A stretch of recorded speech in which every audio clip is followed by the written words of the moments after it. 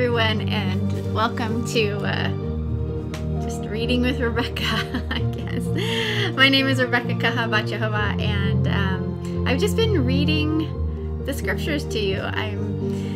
It's feast. Actually, we're done with feast time. Let's see, Shemini Atzeret was just 2 days ago, so we've concluded the fall feast, and I'm back from our feast time vacation, I guess, and I just want to read to you just a little bit more today.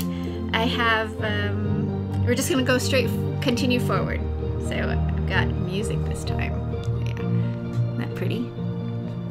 So hopefully that doesn't interfere too much, but I'm going to go ahead and read, keep reading. Last time we looked at where Yahshua was between, let's see, what was it? Between Yom Kippur, no, between, we're not that far. Yeah, we looked at where he was prior to Yom Kippur. Yes, between those 5 days. Yeah. So we had, you have the Yom Teruah, it's the first feast, and then you have the 10 days of awe, and then you have Yom Kippur. And then after Yom Kippur, you have 5 days, and then you have Sukkot, and then you have the last great day. So we looked at what was between Yom Teruah, and Yom Kippur. So right now, I wanted to just read about what happens to Yahshua and what happens to Yahshua on Yom Kippur. So let's just go ahead and get out your scriptures. I just want to make a note again that I'm reading from the Chronological Gospels from Michael Rood and his team. You can get that at his website, and you definitely should. You need one of these to help. It helps you know where Yahshua was during feast time. It helps you know what he spoke about. It helps take away a lot of the rabbinic traditions that are nonsense that we don't need. And so anyway, I encourage you to get this book and read along. There's the large edition, which I like. I just got this, but I also have the smaller version. And so you can get both of them. Anyway, if you can follow along with me, we are going to read Event 119. And by the way, I hope that you had a wonderful fall feast season, and that it was full of treasures that you collected on the 8th day, Shemini Atzeret being the 8th day, and you collected all those. And so you can remember the treasures that Yehovah has given you. We forget. We're just total forgetters. So I actually this year made a little treasure box. I'm going to talk about that on the show tomorrow with my husband Isaac. So on the Happy Hippie Hebrew Girl show airing tomorrow, I'm going to talk about the fall feast and what we did for him, and Shemini Atzeret in particular.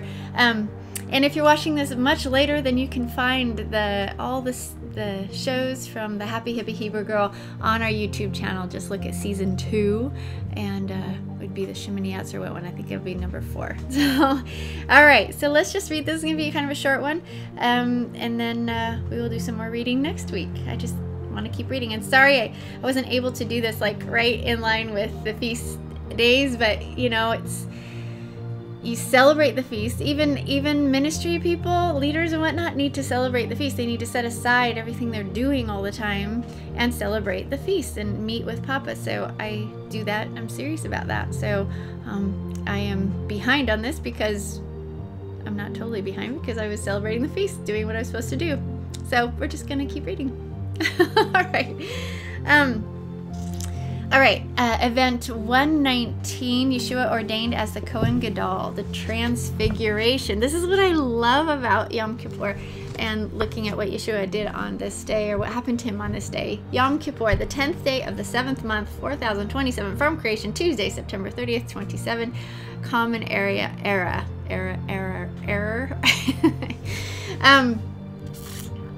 And by the way, I am doing these readings as well to test my equipment and just get used to my equipment. And one of those things is I would like to play music during the Happy Hippie Hebrew Girl show, and I'm kind of struggling with it just a bit, so we're trying it out today. All right, here we go. So this is the little intro into it. into the story, this incident occurs about 8 days after the teachings. Those in quotes from Luke, or 6 days after the teachings when he fed the 4,000, Matthew and Mark. Those are also 6 days after, is in quotes. Yeshua takes Kepha, Yaakov, and Yohanan to a mountain where Moses and Eliyahu ordained Yeshua as Kohen Gadol after the order of the Melchizedek. This is the incident when some of the disciples get to see Yeshua in his kingdom before their death, but they will be sworn to secrecy until after the resurrection. Now, I have about a brain like a sieve. I've got so much going on. I'm super tired today, so I want to make sure that I already haven't read this one. I would feel horribly embarrassed if I had. But let me just go back to my YouTube channel, and I'm gonna just see if this is if I already read this. I had my little thing in here, but somehow it feels very familiar. But maybe it's just because I keep I've been reading this a lot anyway, so maybe I didn't read it to you, but read it to myself. Let me see if this can pull it up for me. Maybe you could tell me if I did. It's not pulling it up. Let's see. So I see there's a few watching. Oh, here we go. Where's she doing the Fall Feast Part 1? Part 2. Oh, okay. Between Yom Kippur, around Yom Teruah and Kippur. So I haven't. Good. Okay. Then it must be just because I've been reading it myself and it's familiar, because it should be familiar, right? Right. Okay. At some point I will memorize. Wouldn't it be nice to memorize all of this? Like, to be able to have that kind of memory that, man, some people have, would just be so amazing. But I've got mommy mush brain, as many of you ladies probably have, and moms would do too. So I just have to keep it close so I can look at it. Okay, here we go. This is the incident when some of the disciples get to see Yeshua in his kingdom before their death, but they will be sworn to secrecy until after the resurrection. All right, starting with Matthew 17, 1 through 9. Let's look at this account. After 6 days, Yeshua took Kepha, Yaakov, and Yohanan, his brother, apart and brought them up into a high mountain. And he was transfigured before them, and his face shined as the sun, and his garments were as white as light. And there appeared to him Moses and Eliyahu talking with him. Moses and Elijah. Elijah? What are you doing? Kepha said to Yeshua, Master, it is good for us to be here. If you will, let us make 3 Sukkot, tabernacles, here, one for you, one for Moses, and one for Eliyahu. While he spoke, a bright cloud overshadowed them, and behold, a voice out of the cloud said, This is my beloved Son, in whom I am well pleased. I don't sound anything like him, I am sure, but let me say that again. This is my beloved Son, in whom I am well pleased. Shema, hear, and obey him. Wow. When the disciples heard it, they fell on their face and were extremely afraid. Then Yeshua came and touched them and said, Arise, be not afraid. When they looked up, they saw no man except Yeshua. As they came down from the mountain, Yeshua charged them, Tell the vision to no man until after the Son of Man is raised from the dead. Wow. Isn't that amazing? It tells us exactly what Yom Kippur is about. What happened to Yeshua on Yom Kippur is that he was transfigured. Okay, check this. I got more to say on it, but let's just look at some commentary here. It says, both Matthew 17:1 and Mark 9:2 report that after 6 days, Yeshua took 3 of his disciples to a high mountain where he changed before their eyes and shone with the brightness of the sun. And then Luke records the same incident, his ordination as a Kohen Gadol, the high priest, after the order of the Melchizedek. The Melchizedek occurred about 8 days after his teachings. Wow, 8 days. That's cool. And then he goes to talk about how you rectify basically the 6 days and the 8th days. So you can go look at that. You got to get the book to look at that, right? So I'll let you look at that. The voice from heaven, the second Bakol authenticated Yahshua as the prophet that we must shema, as in shema meaning hear and obey. And those who will not hear and obey will be diligently sought out and judged accordingly. And we see that in Deuteronomy 18:15-19. Wow. Remember in Deuteronomy 18:15-19, Yahweh says I will raise up from among you one of your brothers, and he will be a prophet, and you must listen to him, because my word will be in him, and so you must obey him. This is what this is in reference to. You must listen to Yahshua and obey him. I just think everything boils down to, you can look at what Yahshua did, look at what he preached, and you don't need anything else. I just think that I just love it. You know, he's not going to speak against his Father's words, because he came to deliver his Father's words. So his Father and him say the same thing. So you can look at both, you know, what's in the Torah, in that first contract, and look at what Yahshua said, and they match. The heart of them matches. It's beautiful. Okay, let's see. Mark 9:2 begins another take on this event. After 6 days, Yahshua took Kepha with him, and Yaakov and Yohanan, and led them up into a high mountain apart by themselves. And he was transfigured before them.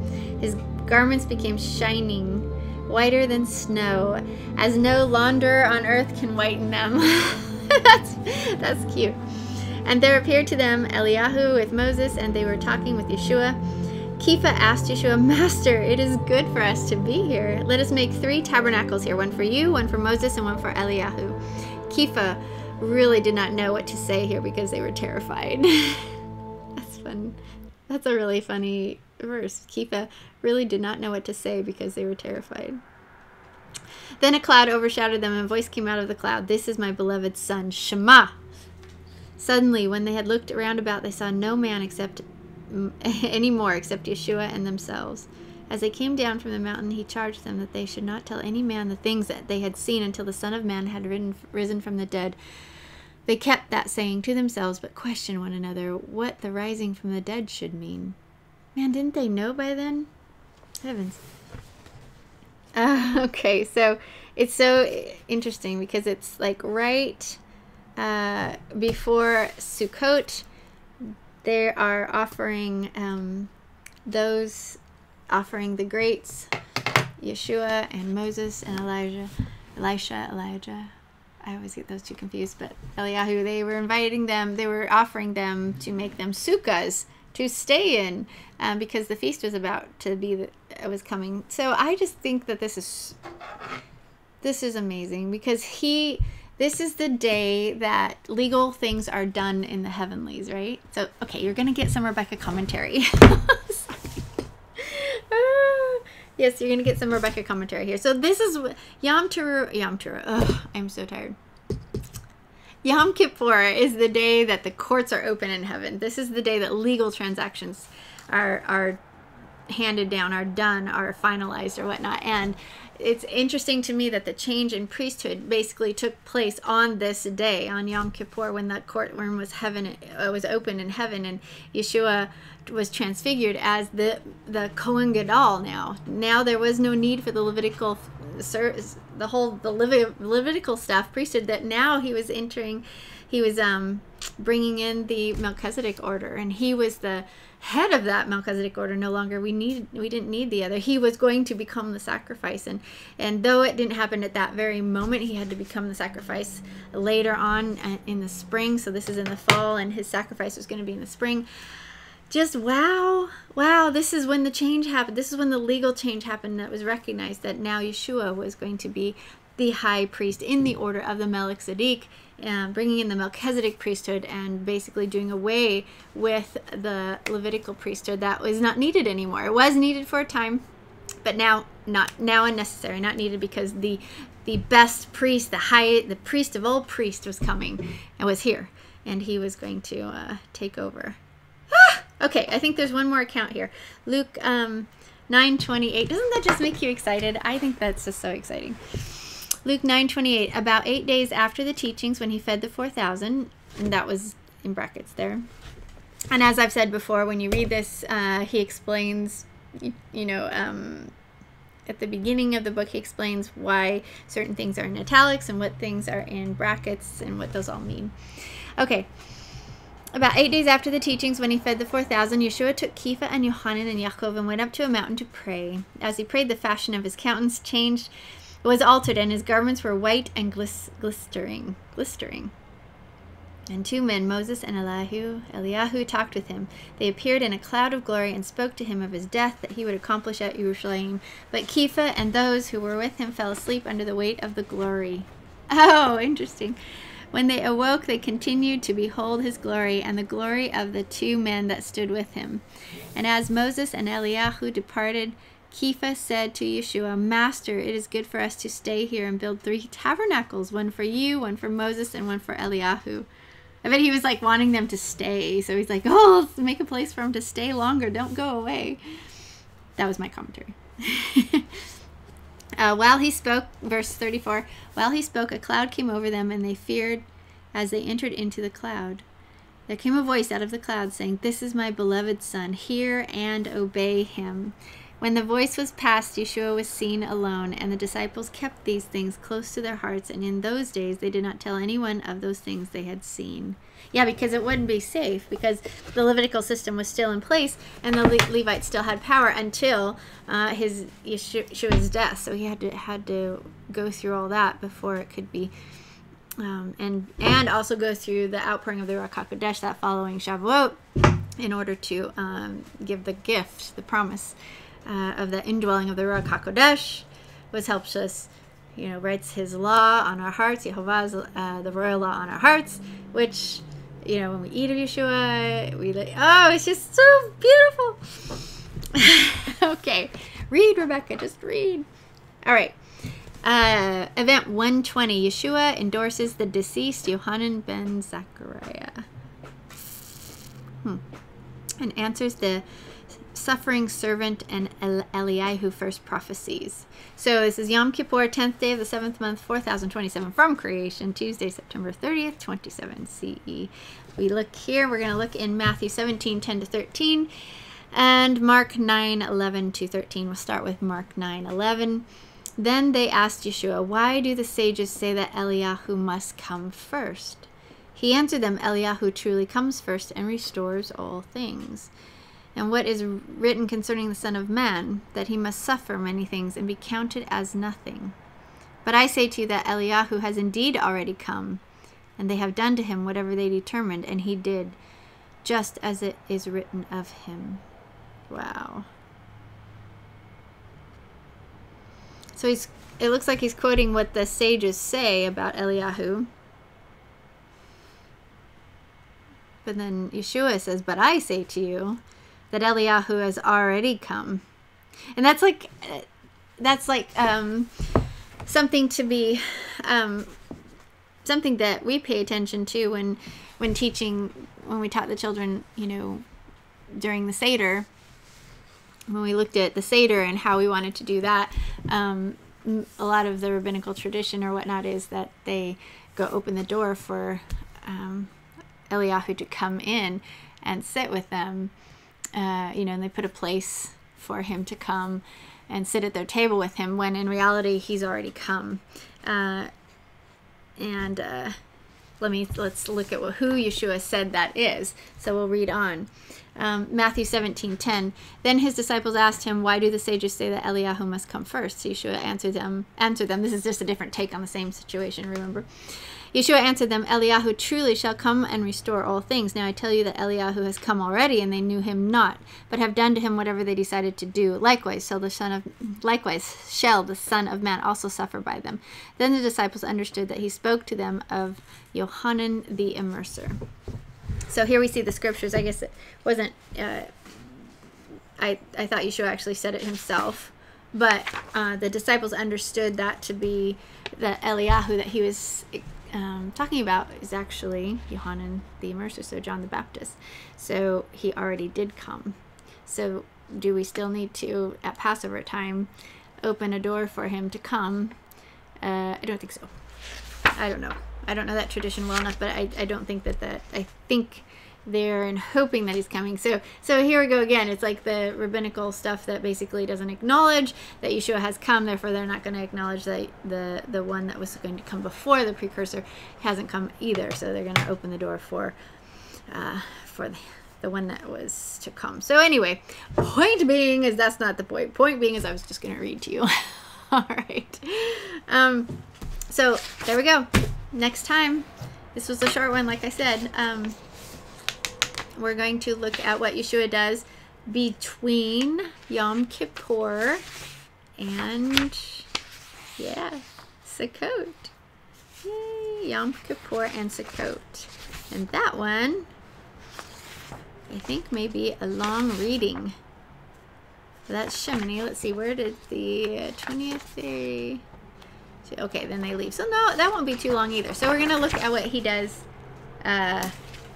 between Yom Kippur and Sukkot next time. All right, everyone.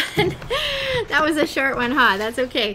I will see you later. Have a wonderful Erev Shabbat tonight and Shabbat tomorrow. May you find rest in Yahshua, and may you obey the prophet that he sent, that he told us we must Shema, must hear and Shema, must obey Yeshua, who is the prophet that Moses spoke of. All right.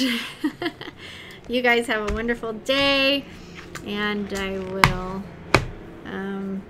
I'll see you again for another reading. All right. Good.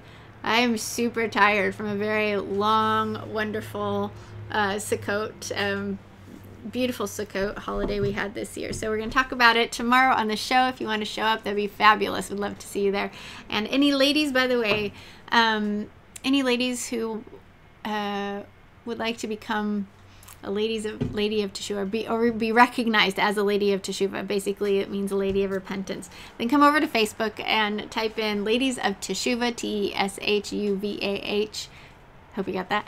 And find our private Facebook group, and you are more than welcome to join us. And it's a fabulous group. I think you'll love it. And I got some fabulous things planned. Papa has given me, impressed upon my heart this last week during Sukkot, some wonderful things that I'm going to talk to the ladies about and invite them into. So you want to be a part of that, I believe, if you are a lady of repentance. So until then, what do we say? Le'itrat.